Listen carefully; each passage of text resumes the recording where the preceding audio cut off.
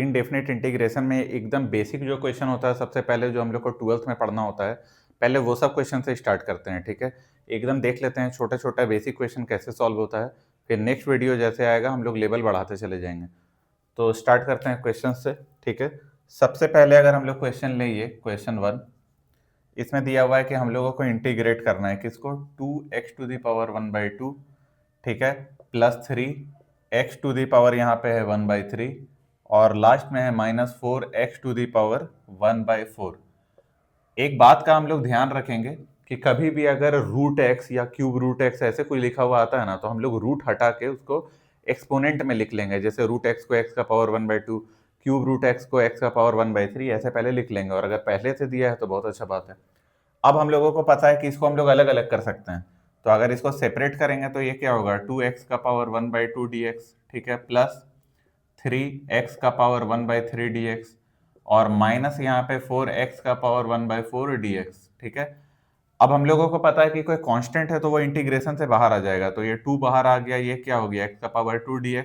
यहाँ पे 3 बाहर आ गया, ये क्या हो गया, x का पावर 1/3 dx, और लास्ट में x का पावर 1/4 और ये dx। अब हम लोगों को बस इसका इंटीग्रेट करना है। ठीक है, तो इंटीग्रेशन क्या बताए थे कि जो क्वेश्चन होता है उसको लिख दो और जो पावर है उसमें से 1 ऐड कर दो। ठीक है, और जो भी टोटल पावर आया उसी से क्या कर दो, डिवाइड। +3, यहाँ पे क्या होगा, x का पावर 1/3 + 1, जो भी फाइनल आया उसे क्या कर देंगे, डिवाइड, और लास्ट में 4, x का पावर 1/4 + 1, और यहाँ भी आ जाएगा 1/4 + 1। ठीक है, अब बात यह है कि अगर पूरा इंटीग्रेट हो गया तो लास्ट में हम लोगों को एक c भी लिखना पड़ता था, बस हो गया, यहीं पे आंसर आ गया। अब थोड़ा बस सिंप्लीफाई कर लेते हैं, यहाँ एलसीएम लिए तो 2 ऊपर चला गया, ये 4, x⁻ कितना 3/2, और ये नीचे भी कितना 3, प्लस ये 3 कितना हो गया 9, x का पावर 4/3, और नीचे कितना हो गया 4, -4 कितना 16, x का पावर 5/4। ठीक है, और नीचे कितना हो गया 5 + c। एकदम सिंपल, ऐसा ही आंसर आ गया। ठीक है, नेक्स्ट क्वेश्चन देखते हैं। ये तो पता चल गया पूरा सिंपल है। अब नेक्स्ट क्वेश्चन देखते हैं।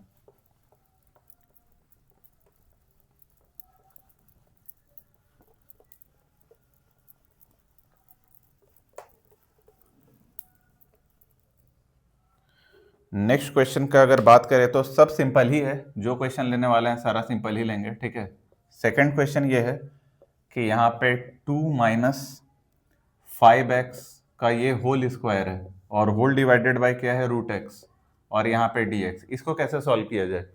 तो एकदम सिंपल है, इसमें ज़्यादा दिमाग लगाना नहीं है।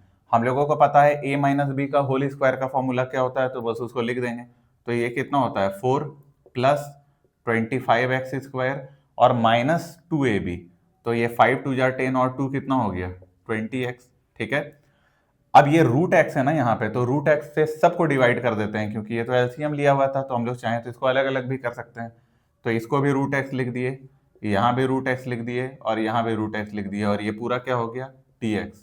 अब फिर हम लोग इसको अलग करते हैं। ठीक है, तो 4 कांस्टेंट है, बाहर चला गया। हम लोग बोले थे ना कि √x है तो उसको पावर में लिख देते हैं, तो ये ऊपर चला गया, तो x का पावर -1/2, और ये क्या हो गया dx, प्लस ये 25 यहाँ पे आ गया। अब इसको थोड़ा सिंप्लीफाई कर लेते हैं। ऊपर में x² है, ठीक है, और नीचे x का पावर 1/2 है। इसको सिंप्लीफाई करेंगे तो हम लोग क्या जानते हैं, x का पावर a का पावर m/a का पावर n क्या हो जाता है, a का पावर m - n। ठीक है, तो ये 2 - 1/2 हो जाएगा, तो ये x का पावर कितना हो जाएगा 3/2, क्योंकि 4 - 1 3/2। तो यहाँ डायरेक्ट लिख सकते हैं x का पावर 3/2, और ये क्या हो जाएगा dx, -20 यहाँ पे, और ये x का पावर 1 है। ठीक है, x का पावर 1 और यहाँ x का पावर 1/2, तो क्या हो गया x का पावर 1 - 1/2, तो क्या हो गया x का पावर 1/2। यहाँ डायरेक्ट लिख देते हैं x का पावर 1/2 और ये dx। अब इसको सॉल्व करते हैं, तो ये तो 4 हो गया। ये क्या होगा, जो भी दिया हुआ है उसमें से 1 ऐड करेंगे, जो फाइनल आया वही नीचे भी लिख देंगे। यहाँ भी सेम, ये 3/2 + 1, और नीचे 3/2 + 1, और ये 20। ठीक है, x का पावर 1/2 + 1, और नीचे भी कितना 1/2 + 1, और लास्ट में क्या c। इसका आंसर देखें तो ये 2 ऊपर चला गया, तो कितना 8, और ये x का पावर कितना हो गया 1/2, और नीचे भी ये क्या हो गया 2 तो ऊपर चला गया था, तो यहाँ क्या आ गया 1। ये 25, ये 2 कितना हो जाएगा 50, और x का पावर हो जाएगा यहाँ पे 5/2 और नीचे क्या आ जाएगा 5, ठीक है। लास्ट में ये 20 और 22 जा कितना 40, इसको 40 ही लिख लेते हैं यहाँ पे 40, x का पावर 3/2 और नीचे कितना आ जाएगा 3 और ये प्लस c, इसको हम लोग कट कर सकते हैं 10 बार में, तो यही आंसर आएगा। कुछ कैलकुलेशन इधर उधर हुआ होगा तो अलग बात है, बाकी सॉल्व ऐसे ही करना है, ठीक है। और कुछ क्वेश्चन देख लेते हैं।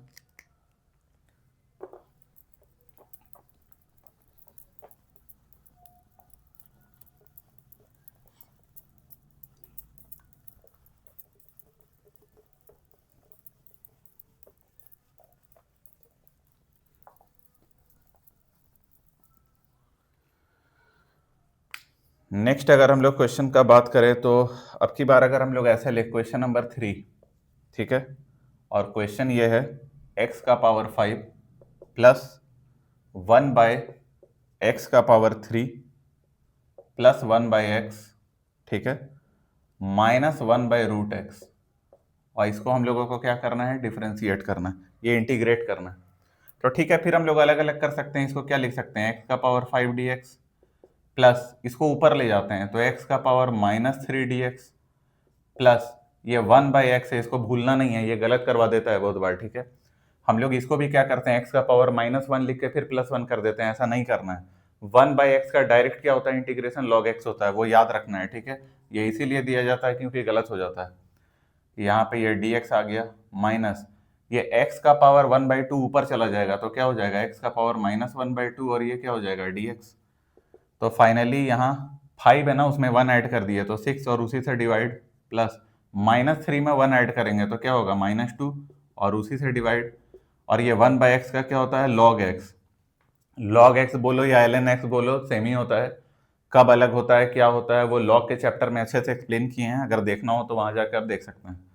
यहाँ पे क्या है माइनस, अगर 1/2 में 1 ऐड करेंगे तो ये 1/2 और यहाँ पे क्या आएगा 1/2 प्लस c। ऐसा ही सिंपल क्वेश्चन है, सॉल्व हो गया, ठीक है। एक और क्वेश्चन देख लेते हैं लास्ट।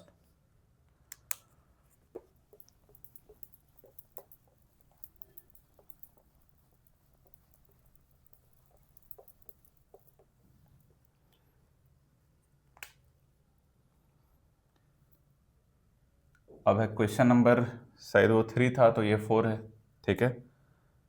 इस क्वेश्चन में क्या है इंटीग्रेशन ऑफ 5 का पावर x प्लस 7 का पावर x प्लस 9 का -9 का पावर x है, ठीक है, -9 का power x whole divided by कितना है 2 का पावर x, और ये क्या है dx।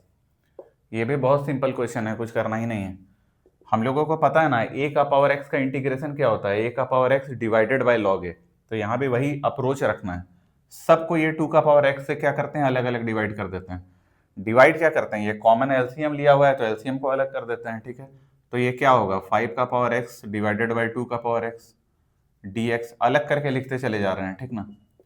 यहाँ पे होगा 7 का पावर x बाई 2 का पावर x और ये क्या dx माइनस 9 का पावर x और यहाँ 2 का पावर x dx। तो इसको अगर अच्छे से लिखें तो दोनों का पावर x है, तो ऐसा बोल सकते हैं क्या 5/2 का पावर x और ये dx प्लस 7/2 का पावर x और dx माइनस 9/2 का पावर x और dx।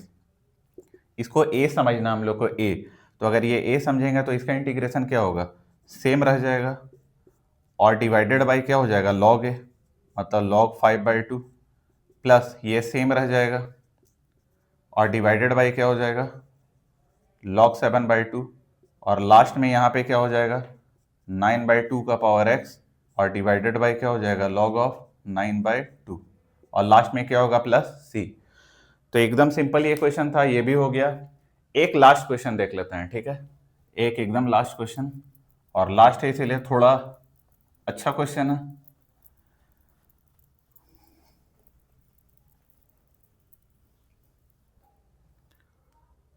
तो अब की बार जो लास्ट क्वेश्चन है वो क्वेश्चन नंबर 5, इसमें अगर हम लोग बोलेंगे integration of root over of 2 plus, ठीक है, फिर रूट ओवर ऑफ 2 प्लस, और अब की बार है 2 और यहाँ है cos, और ये क्या है 4x, और यहाँ लास्ट में है dx। ये क्वेश्चन एक तरह से है क्या, ये कंपाउंड एंगल्स का क्वेश्चन है, ठीक है। इसका डायरेक्ट हम लोग आंसर लिख सकते हैं एकदम डायरेक्ट, लेकिन देख लेते हैं एक बार इसको सॉल्व करके, ठीक है, याद दिलाते हैं, नहीं तो जब कंपाउंड एंगल पढ़ाए थे तो इसके बारे में हम अच्छे से डिस्कस किए थे। तो ये देखते हैं ये है क्या। अगर इसको थोड़ा सा हम लोग सिंप्लीफाई करें, क्योंकि इसको डायरेक्ट इंटीग्रेट तो करना जानते नहीं हम लोग, तो थोड़ा सिंप्लीफाई करते हैं, ठीक है। ये 2 प्लस और अंदर में अगर हम लोग 2 कॉमन लें तो क्या आएगा, 1 प्लस कॉस 4x, यही आएगा। और हम लोग क्या पढ़े थे, हम लोग ये पढ़े थे 2 प्लस अंदर में क्या है 2, 1 प्लस कॉस थीटा क्या होता था, 2 कॉस स्क्वायर थीटा बाई 2, मतलब 2 कॉस स्क्वायर और एंगल का आधा, तो ये क्या हो जाएगा 2 कॉस स्क्वायर एंगल का आधा, तो 4x का आधा कितना होता है 2x। अब हम लोग देखें कि यहाँ तो 2 आया, ये दो 2 में से एक 2 बाहर आ गया, और दो कॉस में से एक कॉस बाहर आएगा और यहाँ 2x आ जाएगा। सेम चीज फिर से अप्लाई करेंगे, ठीक है, 2 तो आएगा 1 प्लस कॉस 2x, ठीक है।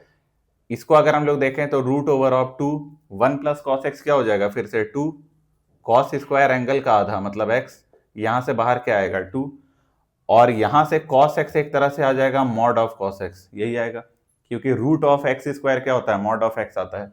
लेकिन अगर कुछ भी नहीं दिया हुआ है, ठीक है, इसके बारे में कोई डिस्कस नहीं हो रहा है कि पॉजिटिव है कि नेगेटिव है कि क्या है, तो हम लोग मान के चलते हैं कि ये क्या है पॉजिटिव है, और अगर ये पॉजिटिव है तो ये क्या हो गया 2 cos x हो गया, ठीक है। और जैसे ये 2 cos x हुआ तो हम लोग यहाँ पे भी इसको क्या लिख सकते हैं, ये जो भी मेरा क्वेश्चन था थोड़ा ट्रांसफॉर्म हो गया, और अब यहाँ पे हम लोग लिख सकते हैं 2 cos x और यहाँ पे क्या dx। बहुत सारा चेंजेस देखो ये होता है ना कि जब यहां से भी कॉस स्क्वायर एक्स जब आया था, यहां से कॉस स्क्वायर निकला था, तो यहां भी मॉड हो जाएगा, ठीक है, यहां भी मॉड होगा, और जब मॉड होगा तो हम लोग को देखना पड़ेगा कि 0 से पाई बाई 2 है या पाई बाई 2 से पाई है, तो उसको देखते हुए यहाँ पॉजिटिव या नेगेटिव होगा।